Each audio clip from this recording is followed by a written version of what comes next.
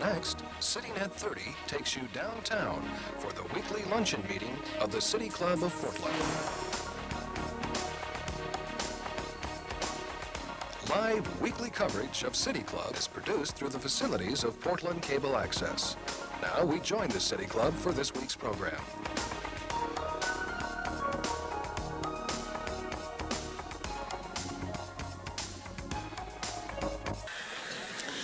Good afternoon. I'm Harriet Watson, President of the City Club of Portland, and it's my privilege to welcome you to today's program on Portland's parks with City Commissioner Jim Francesconi. You'll find at your table a parks brochure, and I understand it has a wonderful fold-out map of Portland's parks, although it doesn't include some of the most recent acquisitions. And you will also find a green handout if you care about parks make a difference. Before you leave today, please fill out the handout and leave it at your place setting and help steward our park system into the future. On June 1st, please join us for our annual meeting and election of officers, as well as a very special presentation by veteran journalist Daniel Shore, Senior News Analyst with National Public Radio. To pre-register, please complete the form in this week's bulletin or call Suzanne Jeffries at the club office. Next week's the June 1st meeting will be at the MAC. We're on hiatus next Friday for the Memorial Day weekend. And as always, program information and other important information about City Club and the city is accessible on the City Club website, www.pdxcityclub.org. Our board host today has dematerialized, but she will be Tab. Joey Pope is a member of the Board of Governors and chair of the Parks Plan 2020 Committee. She will ask the first question of our speaker. Joey epitomizes the kind of involved citizen who makes one proud to live in Portland and proud to be associated with the City Club. The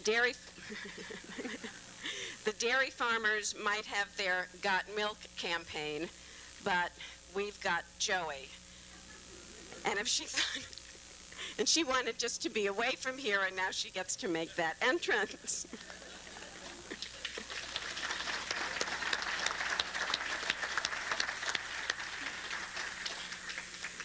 Following Joey's question, we will open the program to questions from City Club members in the audience. As always, please line up behind the microphone even before Joey is finished so that we have time to ask as many questions as possible. And after you so succinctly ask your question in the 30 seconds or less that we ask, if you can please then go back to your seats so that the next questioner will be able to follow quickly. Broadcast of City Club programs this quarter is made possible in part by corporate underwriting from CH2M Hill, Providence Health Systems, Weyerhaeuser Company Foundation. We are very grateful for their ongoing support. Today marks the 21st anniversary of the Mount St. Helens eruption.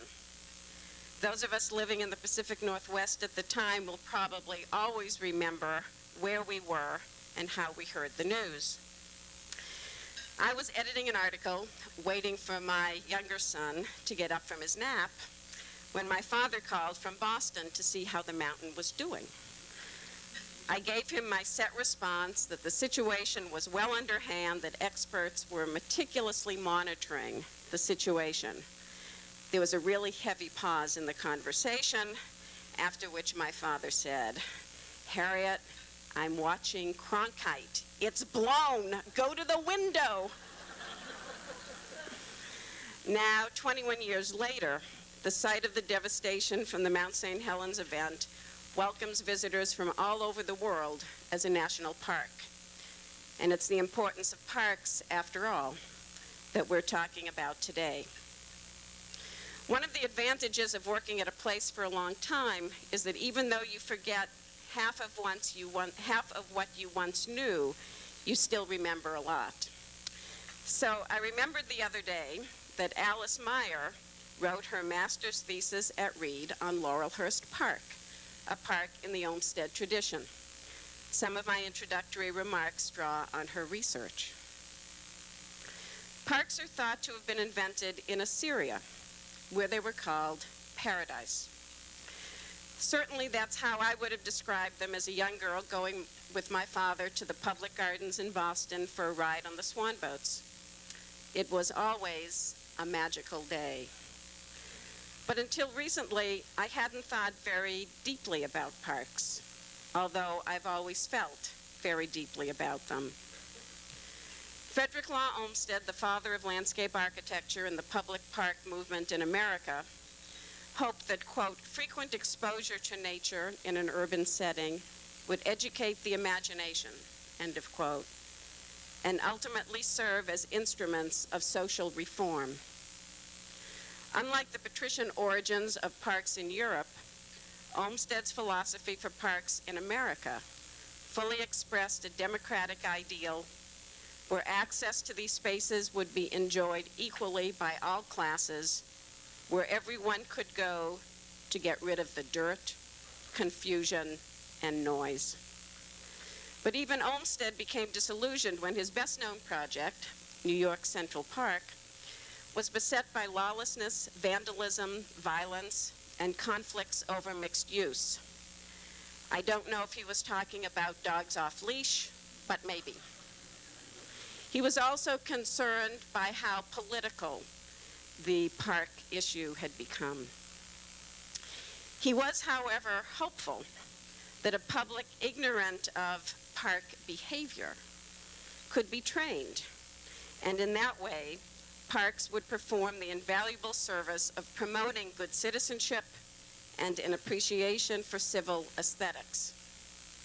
This all sounds terribly contemporary to me, so it's now my pleasure to turn the program over to City Commissioner Jim Francesconi and Portland's Parks 2020 plan.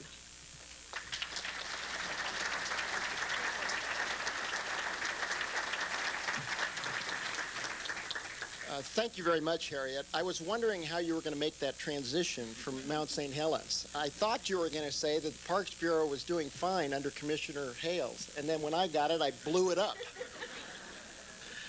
It's terrific to see so many friends here. It actually makes me a little more nervous because I care so much about what you think. But you can go ahead and be honest with me. How many of you would prefer that Daniel Shore were here?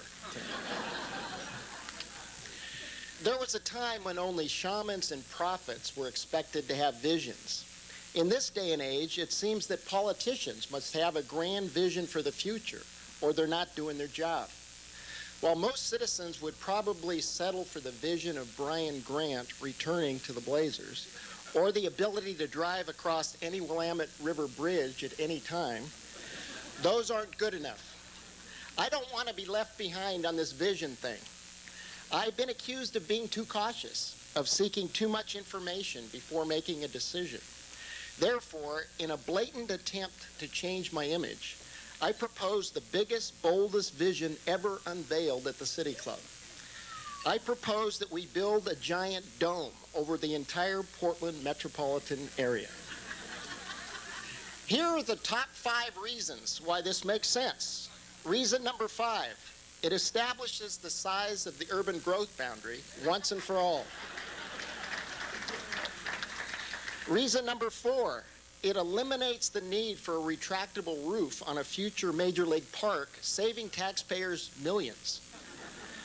Reason number 3, global warming, neutralized by air conditioning and the world's largest roof garden. Number 2, no need for the first alert storm tracker Doppler 8 radar. And the number 1, best reason for a giant dome, the Rose Parade. Of course, I'm going to run this by the Bureau managers, Don. Today, I want to share with you a large vision for our city, with parks and open spaces at its core. A vision grounded in reality, yet reaching the bounds of possibility. The Parks 2020 Vision Plan offers a brighter future for all of our citizens, but especially our children, regardless of color or class or where they may live. The plan's systematic and comprehensive approach is rivaled only by the 1903 Olmsted Brothers report. What is remarkable about that earlier study is that it saw Portland as one city, with an east side just as deserving of parks as the more developed and wealthier west side. At a time when Forest Primeval was just a few minutes' walk from a trolley, the Olmsted brothers saw the future. Their vision and that of Lonsdale, Chapman, Cooch, Maclay, and Skidmore helped shape the city that we live in today. When I played sports with my children, soccer and baseball, golf at Heron Lakes, tennis at Irvington Park, when I jog at Wilshire or Grant, when I hike in Forest Park at Mount Tabor, when my family listens to outdoor concerts in Washington Park, or when we listened to the Dalai Lama this past week in Pioneer Square, it's all because of the vision of those who came before us. Imagine Portland without Washington Park and the Rose Gardens. Imagine houses and streets where Laurelhurst Park now stands. No pond, no ducks, no horseshoes. Imagine no playgrounds, no basketball courts, no swimming pools, no community centers. Imagine the sacred gift of Forest Park as a giant subdivision. Imagine such a Portland, and you will know that the soul of a great city isn't found in glass and asphalt and bricks. It's found in the open spaces, the grass, the trees, the flowers. It's found in our parks. It's found in the things we do for people and not for profit. Creating places to fly a kite, take a walk, learn to swim, shoot some hoops with our kids. I believe that cities exist for people and not the other way around. And when it comes to our parks, people like what they see. In a recent survey of Portland residents, 90% of those polled gave parks a positive rating, and 85% described it as essential to our city. They want the system to keep up with population growth through new parks, open spaces, and new facilities. People are passionate about parks. A large part of the credit goes to our staff, many of whom are here today, which has had to find new, cost-effective ways to get things done. This is a lean, efficient, entrepreneurial organization. Taxpayers have saved millions of dollars because of new partnerships and innovations. On behalf of our citizens, I thank you. We are blessed to have over 6,000 volunteers whose labor is valued at $2.8 million per year. These unpaid volunteers supervise 4,700 children in the Drug-Free Basketball League every year. They run the Leach Botanical Garden. They plant trees for the Lentz Springwater Restoration Project. There are more than 50 similar volunteer groups. And in an extraordinary gesture of civic virtue, the Portland Rotary Club, one of whose member, Bruce Kerr, is here, raised nearly $11 million to relocate the Children's Museum to the old OMSI building in Washington Park, and to completely renovate the museum, which will open this summer. Over 80 corporations, nonprofit organizations, and volunteer groups contribute $1.6 million for capital improvements, maintenance, and programs to our parks. That's the good news. The bad news is that without a long-term vision and a strategic plan, we too often focus our resources only where partners are available or where opportunities present themselves.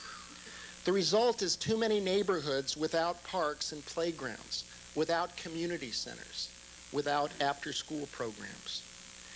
As the city builds out to accommodate new families and businesses, undedicated open space, which we once took for granted, is fast disappearing, just as our awareness of the value of that open space is dawning upon us.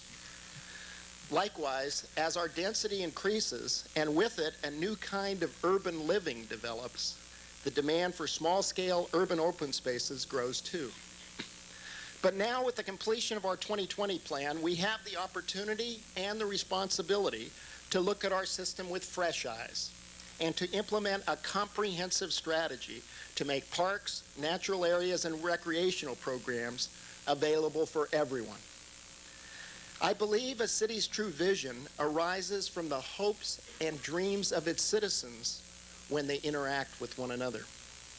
So while the 2020 plan is in the visionary tradition of the Olmsted brothers, there's one big difference: citizen involvement. The most for any parks project in parks history. A 24-member citizen group led the effort, set themes and principles, and directed the work. Over 2,000 people responded to surveys, and more than 400 came to dozens of community meetings. Special focus groups were held with our customers, including Russian, Latino, Asian, and African American communities, and with young people, including teenagers, many of whom we don't adequately serve in our system. I will be asking the City and Council to endorse the 2020 Vision Plan on July 12th. You're all welcome to show up and lobby us. One other community is essential to this plan's success: the business community. Business hears too little from us in government about wealth creation and too much about regulation and taxation. The result is too often migration to the suburbs, as happened with Columbia Sportswear.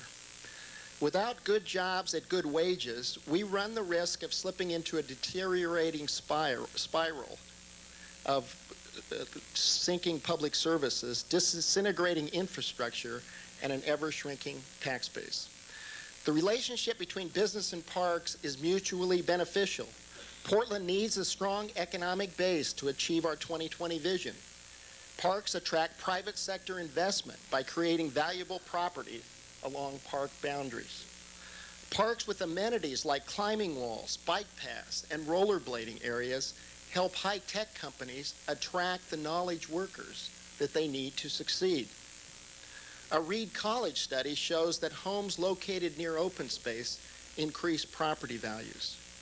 And when Money Magazine charged Portland as the best place in the country to live, green spaces and Forest Park were one of the reasons.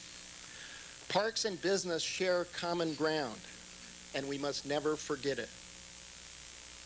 Economics alone proves that parks are neither a frill nor a luxury, but there's more to the story. When I last spoke to the City Club, I called for creating one Portland. The 2020 Vision Plan tells us one way that we can get there, and that's what I want to talk to you about. First, the 2020 plan calls for a renewed commitment to our century-old partnership with public schools. Parks and public schools have much in common. We serve children and their families. We share facilities. We are at the heart of our neighborhoods. As schools were built, they were often located next to parks so that outdoor spaces could be shared. Parks and Recreation provide schools with athletic fields, tennis courts, golf courses, swimming pools, community centers, and even stadiums. We use their facilities to provide after-school activities and recreation. As schools cut back, safe places for children to play in our city have diminished. I'm proud to have acquired 400 acres of new land for community parks, natural areas, and athletic fields. But now we need to follow through on a comprehensive plan to develop those and other athletic fields in every part of the city. And there's opportunities at Roosevelt, Cleveland, Marshall, and in East County, where David Douglas and Centennial have school land available for park development. Parks and schools occupy the last public open spaces in most of our neighborhoods. Some neighborhoods lack parks but have school playgrounds. We should continue to build, maintain, and improve them for the public's use.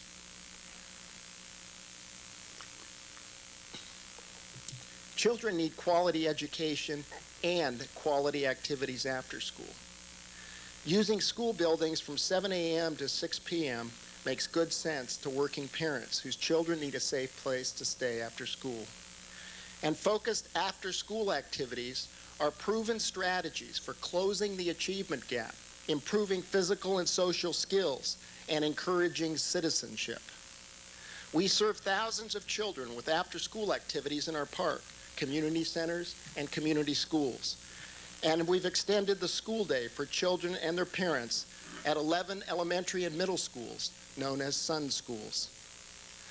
No one can deny that our schools need our help, all of our help. Not today, not tomorrow, but over time, we run the risk of losing what makes Portland unique in America, a public school system that still serves a broad cross-section of our children. With the leadership of Mayor Katz, our partnership has reduced the impact of budget cuts in the schools. But we still need new, innovative ideas to strengthen our schools and keep families with children from leaving the city. The best strategy is to provide safe and affordable after-school programs in every elementary and middle school in Portland, beginning with the schools that have the most children in need. Next, the 2020 plan recognizes Portland's changing demographics with a vision of community centers serving all ages, income groups, and ethnic backgrounds. I'm talking about preschool, art and music classes, gymnastics and basketball for kids, and classes and activities for seniors, ranging from computers to line dancing. We need more multi-generational activities and relationships, like I experienced growing up next door to my grandparents, my nonno and nonni. And community centers are the best place to begin. Thanks to the 1994 bond measure and the help of Commissioner Hales, who's here, we've built 2 new community centers and added an incredible indoor aquatic center to Mount Scott, one of the best in the state, if not the country. The huge demand underscores the need for similar facilities in all parts of town. University Park in North Portland can become the kind of community gathering places that other neighborhoods, such as Inner Southeast, Outer Northeast, and Northwest Portland also need. Our vision includes a state-of-the-art computer learning center and a longtime dream of the community, pool facilities. They deserve it, they should have it. Housing costs, uncertainty in the schools, and lack of after-school programs are forcing families with children to the suburbs. Community centers, schools, and parks help keep families in the city, and that's good for Portland.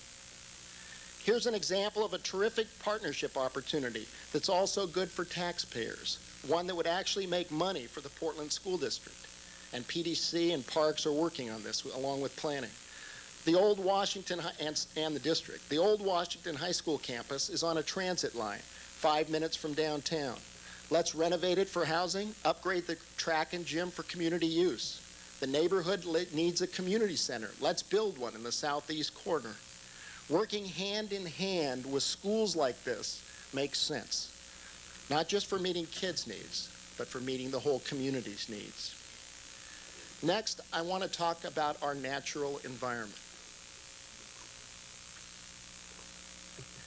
I believe we are capable of building a city of economic opportunity and vitality while preserving the land, water, and air that God gave us. If we aren't up to the task, if we squander the environment, then all of our striving for fortune and success will amount to nothing. For we will have lost our city's soul in the process. The 2020 plan offers a vision of a region-wide system of parks, natural areas, restored rivers and watersheds, urban trails and forests.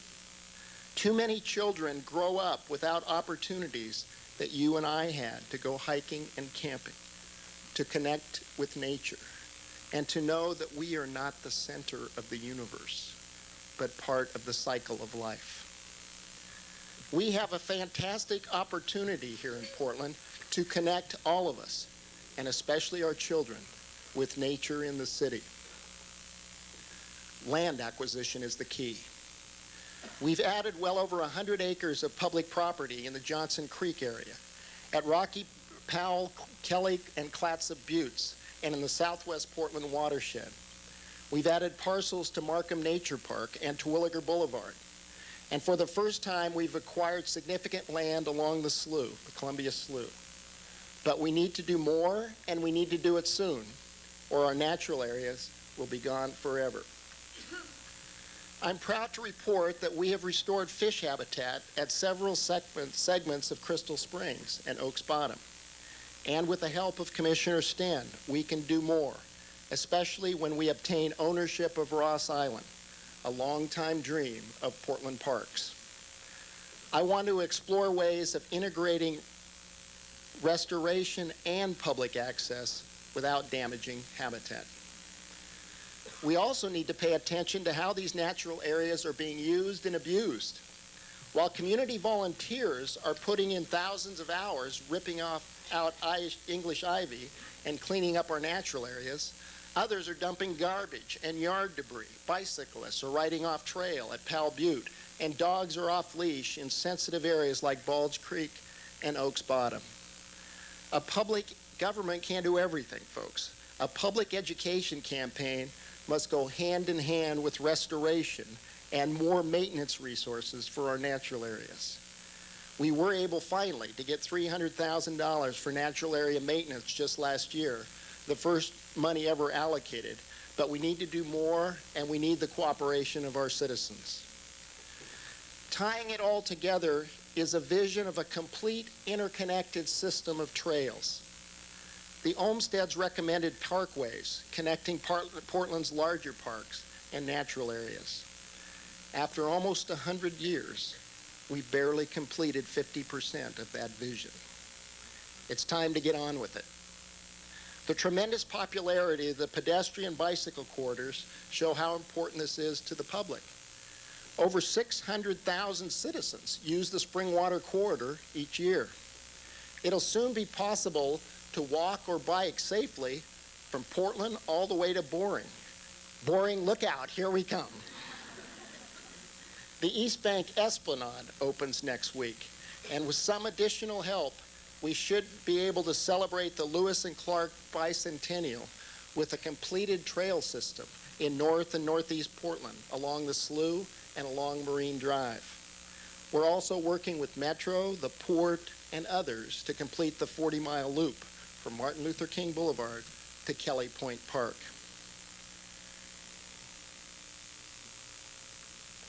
The last 2020 topic I want to talk to you about is what I call Piazza Visione, the Piazza Vision.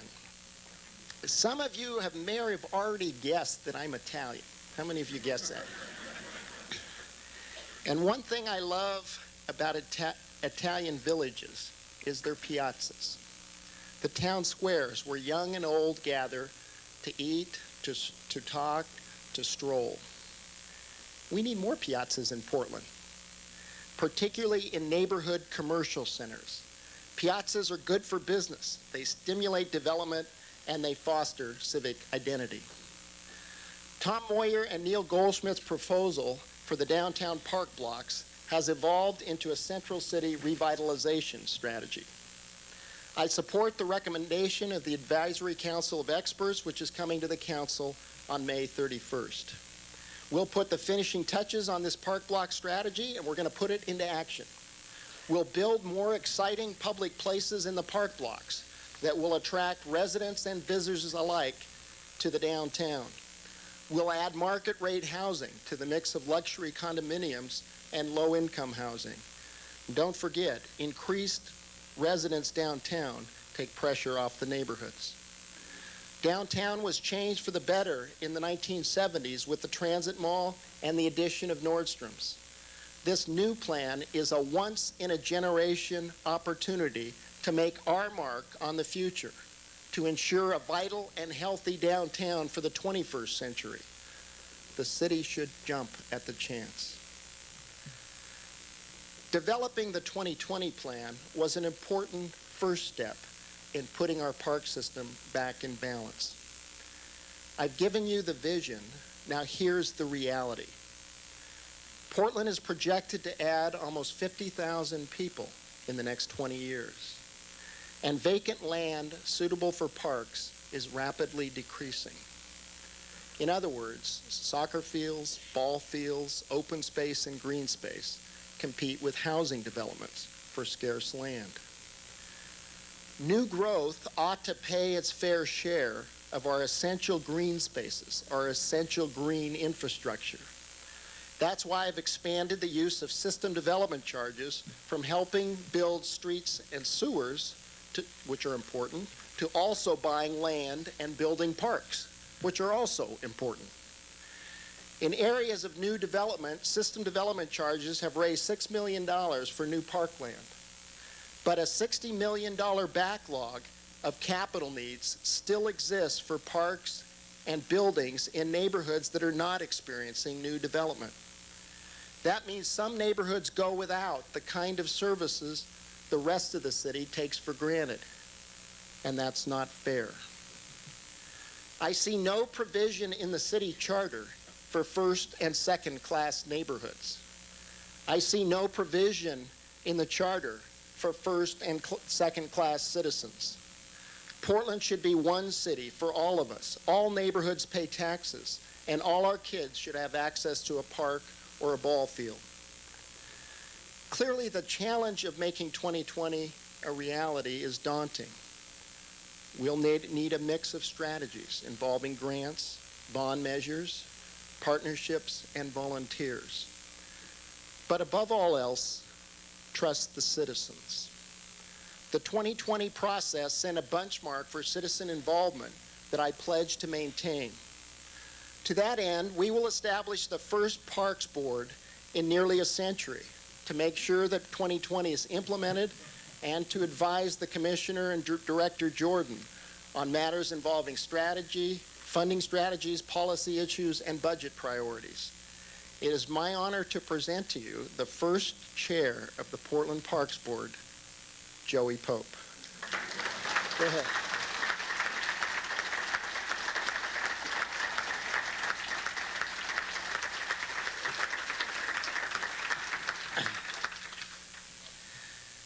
When I became Parks Commissioner, my number one priority was to end business as usual. Tight budgets demand that we break down walls and reach out for new energy, new partnerships, new ways to get things done. We already have some terrific partners, and they're here today. Nike, Intel, and the Trailblazers have been among the best, but we need more. Across the country, private nonprofits are bringing new funding and expertise to the stewardship of public resources, including parks. The Portland Public Schools Library Foundation Schools Foundation and Library Foundation are two local success stories, but there's never been a Parks Foundation until now. The new Portland Parks Foundation is a private, non-for-profit fundraising organization that will help us purchase land, make capital improvements, and provide more recreation and after-school programs for low-income children. In other words, it'll make our city a better place to live. I don't know if Doug's here, but I'd like to introduce Doug Stampf. He's here, and there are some Parks Foundation members, if they could stand, please. I think you're here. Tom Ballmer's here, Bruce Kerr's here. Thank you. Jim Carter. Obviously, no foundation can do it alone. We need new investments in parks. There are a variety of possibilities that we can consider. A future bond measure to address the $60 million in capital backlog and park deficiencies needs to be part of our thinking. A new urban renewal district downtown can help pay for the park blocks development. But let's also establish others in Gateway, Hollywood, and St. John's when they're ready for their piazzas and other housing and other issues.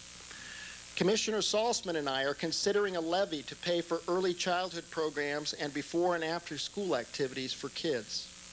Finally, we'll be talking with Metro, and I see Rex Burkholder here, about the need for regional funding for regional attractions, Forest Park, Washington Park, Waterfront Park, and Pioneer Square. Nothing worthwhile ever comes easy. The Jesuits taught me that. But with a long-term commitment to a common goal, plus strong public and private leadership, and with a vision of the kind of city we want and the will to achieve it, we will accomplish great things, like more democracy.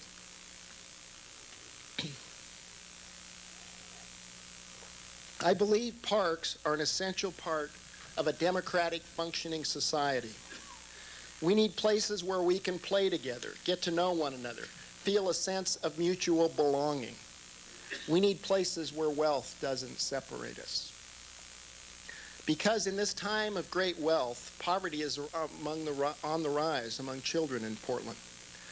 Poverty means deprivation, but it also means isolation. The children I met in an apartment complex on Stark Street told me they didn't want summer to come. They're stuck inside their apartments. They have no park, no playground, no patch of green grass, no summer programs. It's a tragedy that thousands of kids like these run the risk of coming of age without a stake in their city's future. That's unacceptable to me.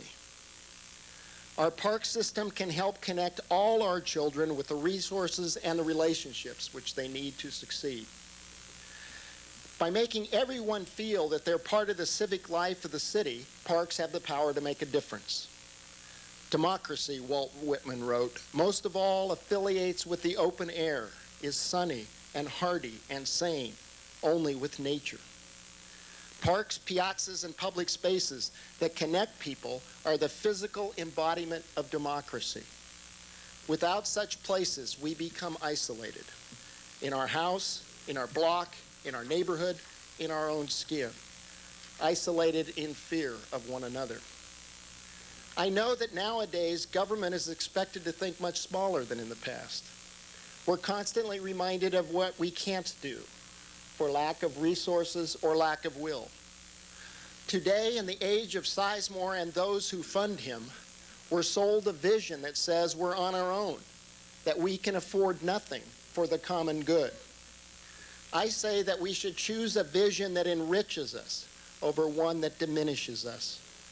Those of us in public life must educate our citizens about tough choices, but we must also tell them what they have to hope for and not just what they have to fear. At a time when self-interest has been raised to a national ideal, when words like community, equality, brotherhood, and humanity can barely be uttered without a smirk, how willing are we to make sacrifices for future generations? Our parents' and grandparents' generation, living in less affluent times than ours, spent money, tax dollars and private funds to acquire land and build parks. They sacrificed for the sake of future generations, our generation. They believed in what has become an old-fashioned word, commonweal, the public good, the common welfare. Maybe it was a legacy of pioneer days when you either helped each other or you died. Or maybe it's as simple as the words of the Talmud. As my ancestors planted for me, so do I plant for those who come after me. We have inherited a priceless gift in our parks, and we are the trustees of that gift for future generations. At the beginning of my remarks, I poked a little fun at those who have visions. But I too have a vision for Portland, one that comes from a memory of Italy. I will never forget the city of Lucca. My nonno was born there.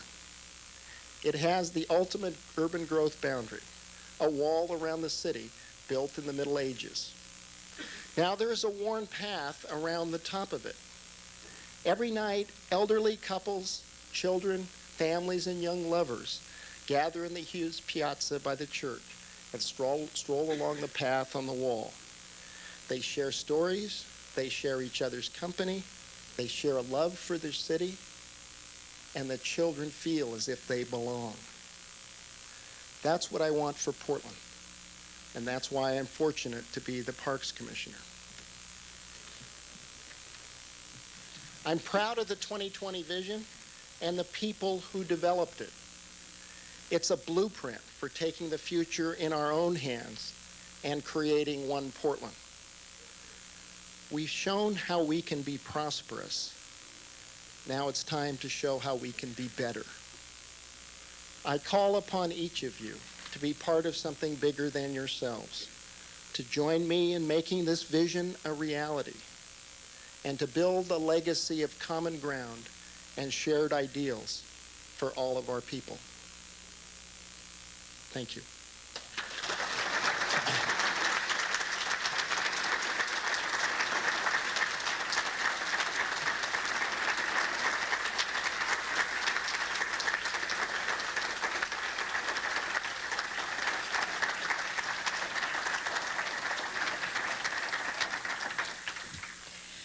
As a member of City Club's Board of Directors, Board of Governors, and also as a member of the program committee, my charge with that hat is to ask a penetrating question.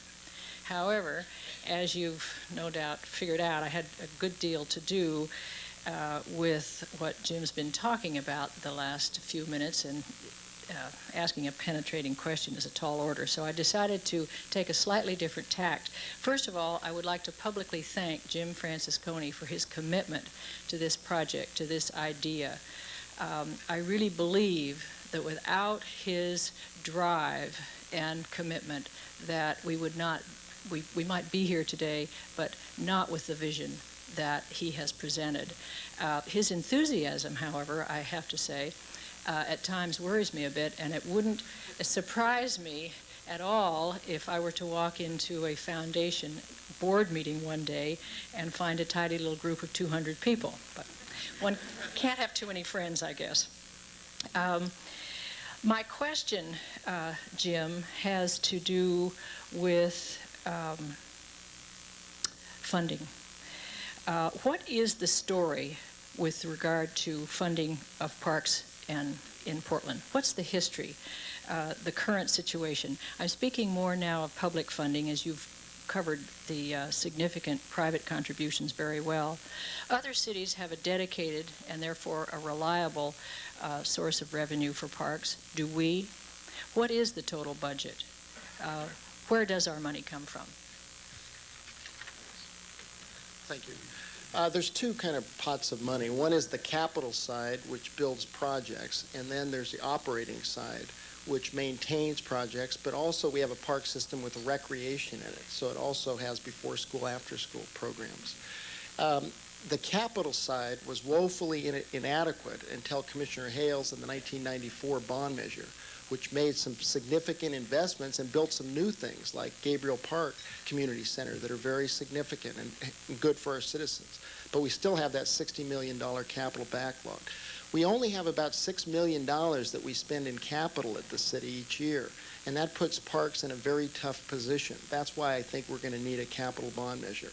On the operating side, and we get a lot of help on the capital side from PDC and the mayor. They've been absolutely terrific, as the East Bank Park and other projects. It's really in the tax increment districts that we're able to build parks, which is also one of the problems, because then that's not fair to the other neighborhoods. But we couldn't do anything without the assistance of the mayor and PDC. On the operating side, all the garbage cans are back in the parks, folks.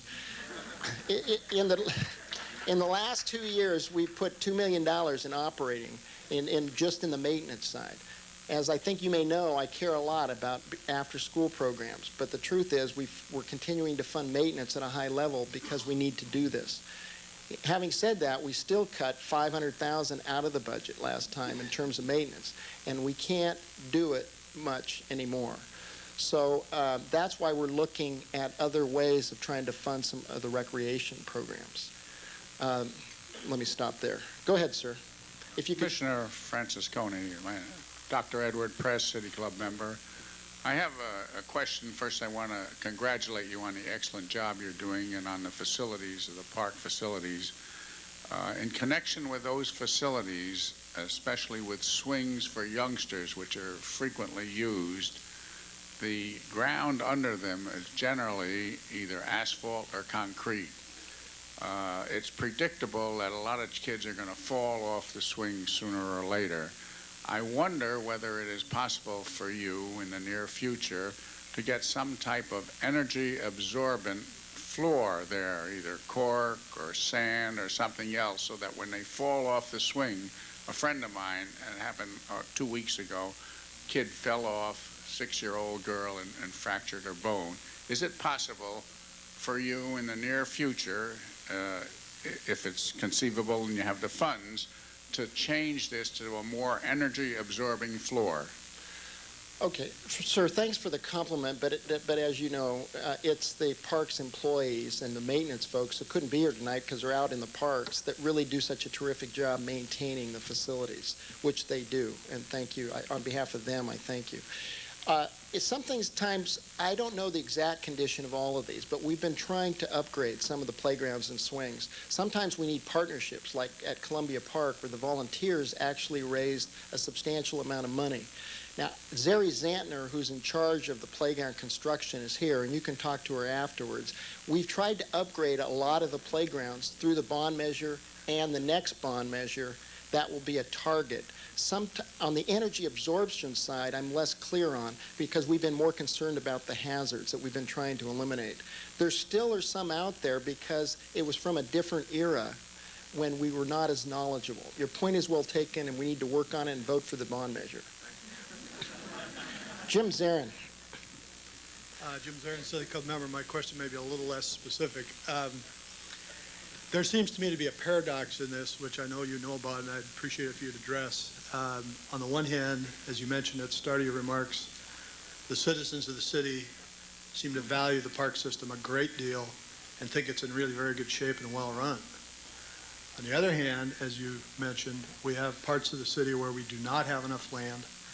We have a backlog of major maintenance of, I don't know, 60 up to $100 million, depending on how you count. And we've got parts of the system, the community centers, that were built decades and decades ago for other purposes. Most of them are that way. So we have some real problems in the system. How do we mobilize people in an upbeat way in an era of cynicism that we will result in significant funding over 20 years to bring this system up the way it would be when people seem to think it's okay now? How do we do that? Well, we do it with great citizens like you. Jim is on the Citizens Vision team that actually helped create this. That's one way. But the other is if people see that, I think that parks are in the self-interest of working with schools to get all of our young people in the life of the city, and parks are seen as a strategy, and having kids play after school is seen as developing the whole child, which I think our public understands. That's one of the big issues that we can rally our citizens around. The other is if we take care of this special place, and we purchase land along Johnson Creek, along the river, to give access and help to some of the property developers in terms of cleaning up the river as well as nature in the city. Those are two big themes. And then if we can, a sense of that our ancestors, what they did for us, that we're part of a legacy. But it is difficult because we're pretty content in this country. And I don't know that we think about the future the way that those who gave us this place did. And so it's going to take an important effort. And we got to not crowd the ballot with too many things. Yes, Pauline. Pauline Anderson, member of City Club. I believe in this vision thing, and I think that most people would. But I do think that we have to take care of some of the details of past visions. And specifically, I'd like to ask you, when are we going to finish the trail from Springwater to Omsey? We're making a lot of progress in that regard. So there's one segment that we have about $3 million that's going to be completed within this next year near Oaks Bottom. The good news, though, is the hard part, the trail that I talked about was 600,000 people using it, doesn't get to this East Bank Esplanade. And the reason it doesn't is we got to build 3 expensive bridges to go over railroad tracks and go over macadam. But the city council is just recommending to JPAC right now, asking for $2 million to help do that very good project. So what we need you to do is talk to Rex Burkholder, who's here, and JPAC, all of you, and tell them to fund that project. And then we're almost there. Make it to just Springwater to Omsey is what I'm asking for. What? Not to the East Bank Esplanade. We're also building the other I know you're going to, but just finish what we've started. But if we don't do the piece I just said, then it still doesn't connect. Chris. Chris Smith, club member. As a neighborhood activist, I've been a very enthusiastic supporter of the various parks programs and bond measures, but as you know, my personal area of expertise is more in transportation. But my friends on the NWDA Parks and Rec Committee. What, you beat Ray to a transportation question? I'm not going to ask a transportation question. My friends on the NW Parks and Rec Committee asked me to ask you about the role of the neighborhood voice in forming this vision. You've mentioned a very extensive citizen participation process, but we have some concerns that the neighborhoods and their collective voices haven't necessarily had a way to focus that neighborhood voice into the process, and what are the opportunities to do that?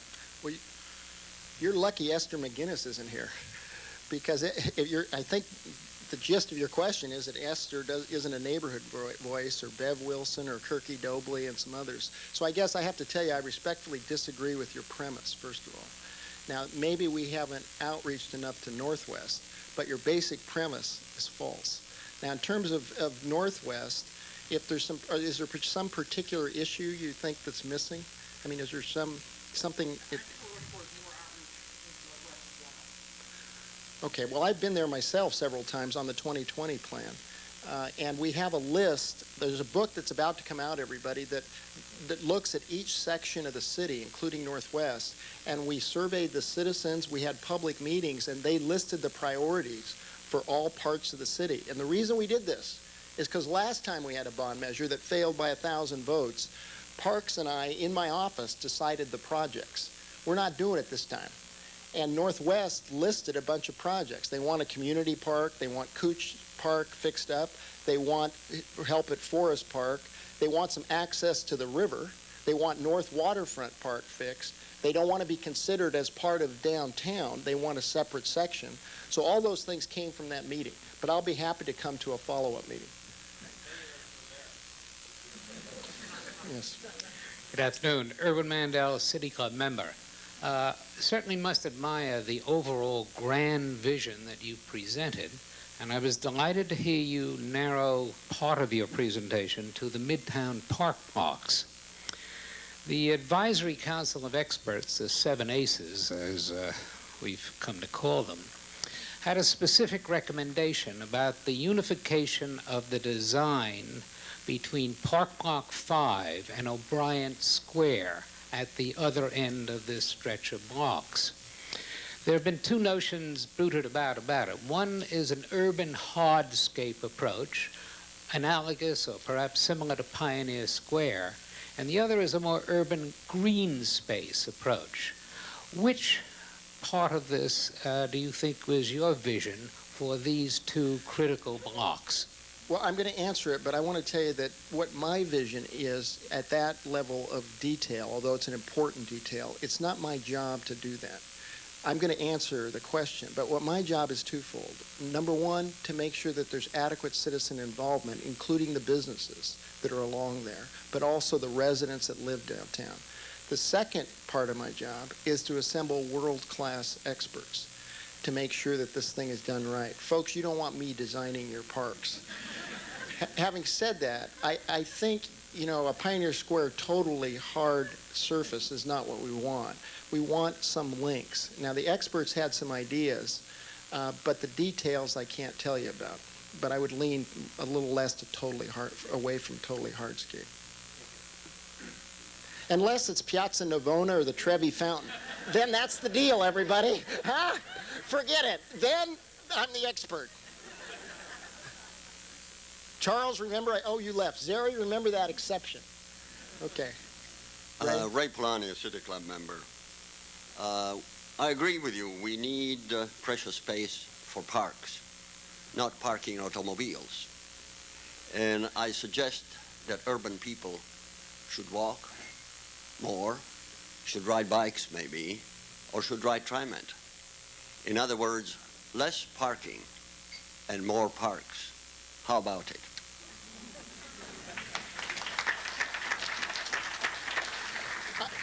And we do need that. I mean, and actually, a multimodal transportation system is just absolutely essential. It's part of our ethic. It goes a long way, but it does. Neil Goldschmidt, Earl Blumenauer, Charlie Hales. It's part of our ethic, and we need to do that. And I believe in that. And if we do, and the idea of surface parking lots and even above ground parking lots, we have to get away from when the economics allow it to bury these, which I'm hopeful that at some point in connection with the park blocks, we're actually going to be able to do this. The other thing we need to figure out is there's actually a way to get some revenue that actually supports some of these projects the way that's done in Boston. So, but having said all that, though, as I said in this address, we also have to be a city of economic vitality. I do believe that until the culture totally changes, we do need some parking to support our business community, including in the downtown. Where that balance is exactly, I can't tell you, but it is a concern, especially as we have this explosion of jobs to the suburbs. Yes. BJ Seymour, City Club member. I live on the South Park blocks, and I think of park blocks as my front yard. I tell people my front yard is half a mile long, and the city mows it for me. Hey. Good deal. Be careful. Next budget, we may send you a bill. One thing I notice, however, is that in front of the Art Museum, my flower garden, as I think of it, and everybody else's flower garden in the neighborhood as well, one day last week had a flourishing bed full of pansies, and the next day they were all gone for the next bunch of plantings to appear.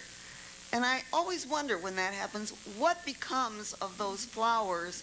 And would there be a way that you could tell neighborhood people they could come and pick the flowers before somebody hauls them away and digs them up? See, the reason a lot of park staff came here is I wanted them here so I could ask them when they'd ask me a question that I didn't know the answer. Help, staff! We need some help on this one. I actually don't know where the flowers go or why they went, to be honest. I know where they come from.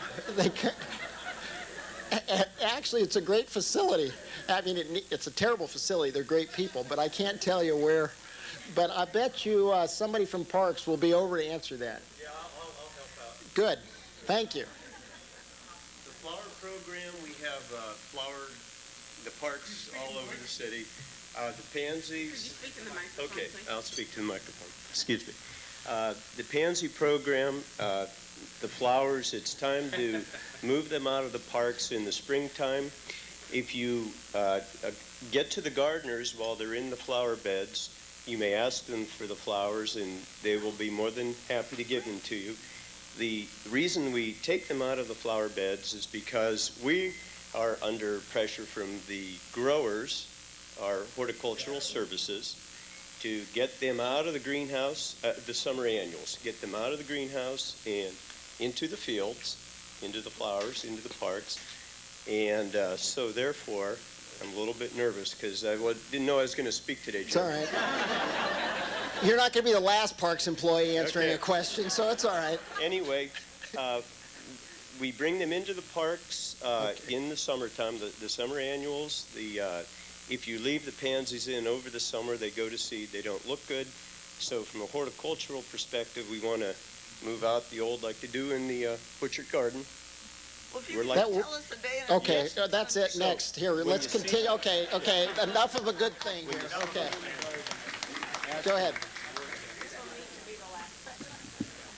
Mike Hauk, City Club member, and actually I can't find anything to take issue with, and I simply want to say that we, members of the 2020 Vision Committee, thank you for your leadership, and Joey for really keeping us on task. And so I don't have a question for Commissioner Francesconi, but I do for City Club, because one of the things we discussed in our drive to institutionalize parks as a critical element of a livable city is trying to institutionalize that concept in various organizations. And I would say City Club, as a civic leader in this region and city, certainly can serve that role. And my question is really to Joey or to Harriet or other City Club members, when are we likely to see a standing Parks Committee on City Club to help join with the foundation and the board and Joey in her leadership role to push this vision to fruition in the next 20 years? So that's really more a question to City Club. Well, And Jim? let me give one little, I'm happy to tell you that Association for Portland Park Progress is just forming such a committee. Great. So I think